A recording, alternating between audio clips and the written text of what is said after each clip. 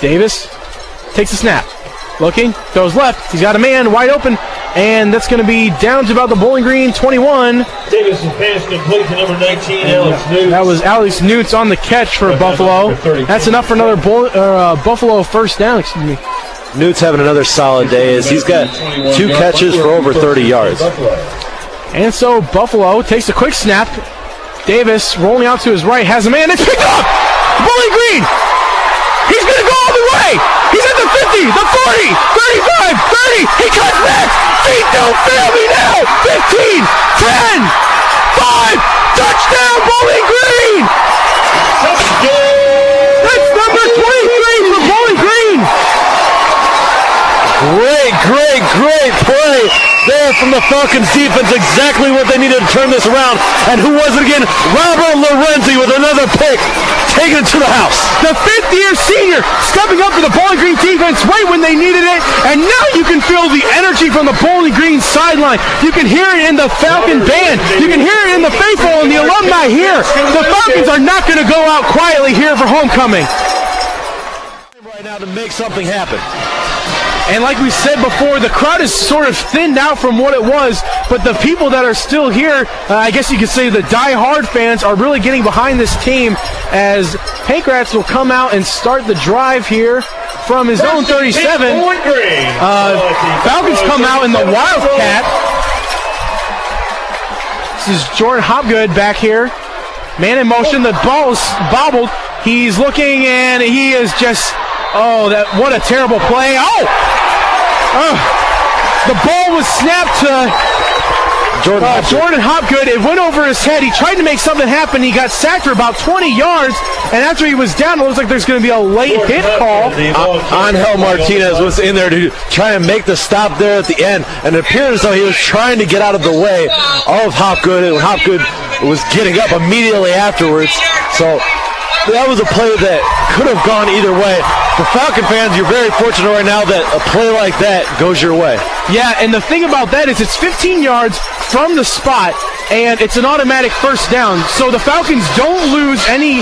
They basically still have a 1st and 10. They just got moved back about 3 yards after that play.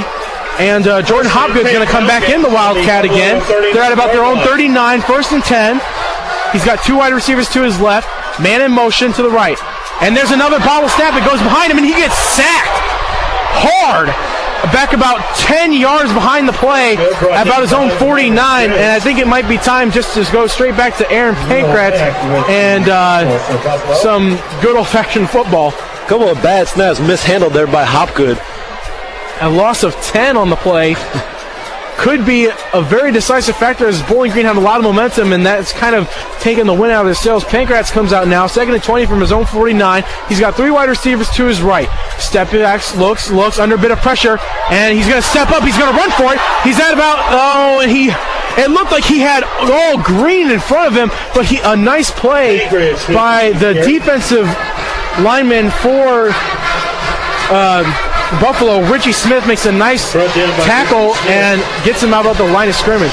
He did have a lot of green in front of him. Unfortunately, it was just a little too much hesitation that really hurt him on that play. He could have a pickup of about 10, 15 yards had he left a little earlier from the pocket. And so that'll be 3rd and 19 at the zone 48. He's got 2 to his left, 1 to his right. Willie's in the backfield with him. He steps back under a lot of pressure, dumps off to Willie. He's got some blockers. He's up the middle. He deals one man. He's at the 40. He's at the 30, 25, 20, 15, 10, 5. Touchdown, Willie Jeter. The Falcons are back in this game with 7:12 left to go in the 4th quarter. Willie Jeter stepping up at what couldn't have been a better time for this Falcons team. Willie Jeter, it looked like he was not going to go anywhere with that. He may have gotten about 6 or 7 yards, but he juked one way, and hit the seam, and there's another score for the Falcons, as it's now 25-28 with the ensuing extra point. What could we expect more from the Falcons-Buffalo Bulls matchup? Intensity, a lot of craziness going on, a 4th quarter come from behind right now by the Falcons. We couldn't expect anything more. And so, on to kick the extra point for the Falcons is Brian Wright,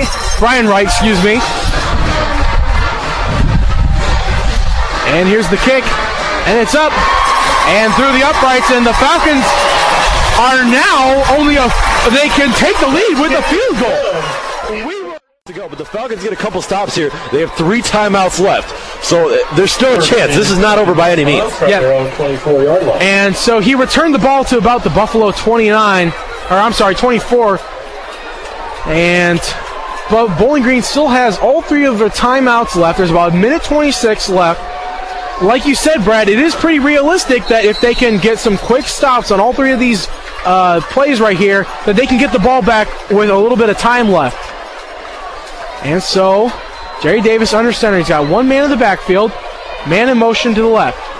Handoff up the middle, and he gets about maybe 1 or 2 yards on the play. And Clausen calls his first timeout with about 1:21 left to go in the fourth quarter. Only about 5 seconds lost on that play. Bowling Green. And I'm surprised to see, right now, a lot of Bowling Green fans filing out of the stadium. Folks, it's not over quite yet. The Falcons could possibly get the ball back here with more than 30 seconds to go. A good punt return or a mishap on the part of the Bulls offense could change things here quickly. And so Clausen in the middle of the defense right now, trying to get them pumped up for this. If the Buffalo gets a first down, we can pretty much call this one in the records. Bowling Green needs to get a stop right here. There's about 1:20 left to go in the fourth quarter. They trail Buffalo by 2 points, 28-26 left. The Bowling Green band trying to get everyone back in this game. And so, Jerry Davis brings the Buffalo Bulls offense back out onto the field.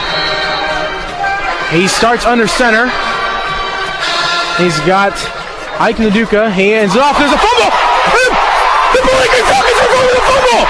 Off the butt snap! Off the butt team of Naduka! Bowling Green recovers the fumble at the Buffalo 24! I can barely speak, Brad! I told you! We are not worthy! We are not worthy, ladies and gentlemen! Triple overtime game in 2006, a double overtime game in 2008, 2010 just got that much better. Oh man! And like we were talking about how they made a stop and they get about with 30 seconds left. They're getting the ball there though. The minute 16 at Buffalo's 24. With still 2 timeouts left. Look at the Falcon fans now starting to file back in. Yeah. This game is good enough to get the Falcon alumni to return next year, that's for sure. Exactly. So here comes the kicker. No more timeouts for either team. So this is going to be it. Brian Wright kicking from the 30-yard line to get Bowling Green everyone on their feet. Their homecoming 2010 win. Brian lines up the kick.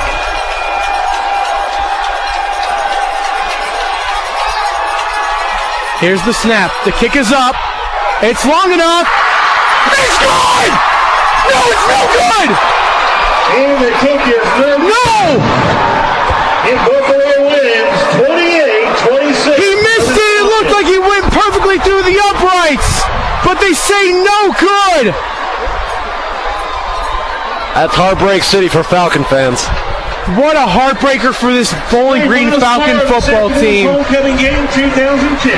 Buffalo 28. From where we were looking, it looked like the kick was straight through the uprights, but the referees say no. And that means that Bowling Green has dropped their homecoming game to Buffalo 28-26. What a heartbreaker. That ties this